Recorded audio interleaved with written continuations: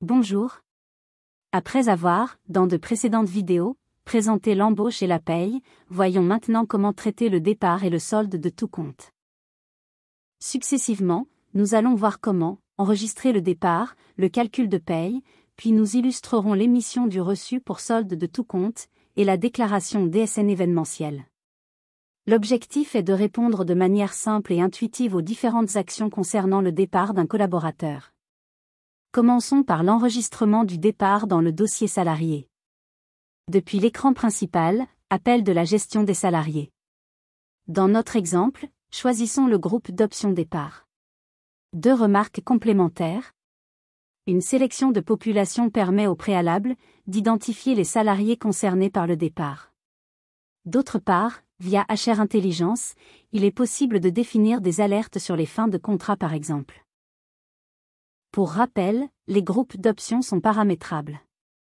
Ici, cela nous a permis d'accéder à la saisie des données de fin de contrat, au traitement de la paye, aux fins de contrat unique ou à la prévoyance pour radiation. Sachant qu'il est possible d'enchaîner différentes tâches. Pour le salarié concerné, renseignons la fin de contrat. Cela se fait très simplement, avec uniquement deux informations à renseigner, la date et le motif de départ. La paye peut maintenant être traitée.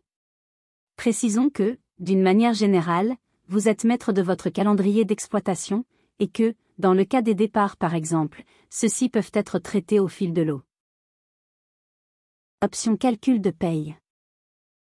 En fonction du réglementaire paramétré, calcul des différents éléments relatifs au départ, en particulier les soldes de congés. Exemple de bulletin émis.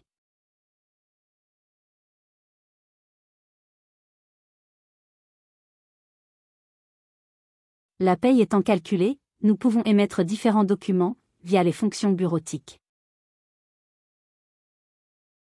Le certificat de travail, par exemple, ou le reçu pour solde de tout compte, que nous prenons ici. Dans cet exemple, report des sommes liées au départ.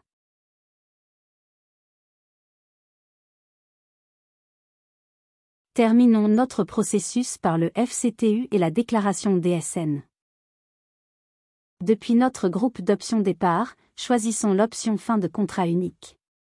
Différents compléments peuvent être saisis, par exemple concernant le préavis. Après sauvegarde, la déclaration se génère et est transmise automatiquement au portail DSN. Sur ce portail, la déclaration est prête à être transmise en machine-to-machine à Net Entreprise.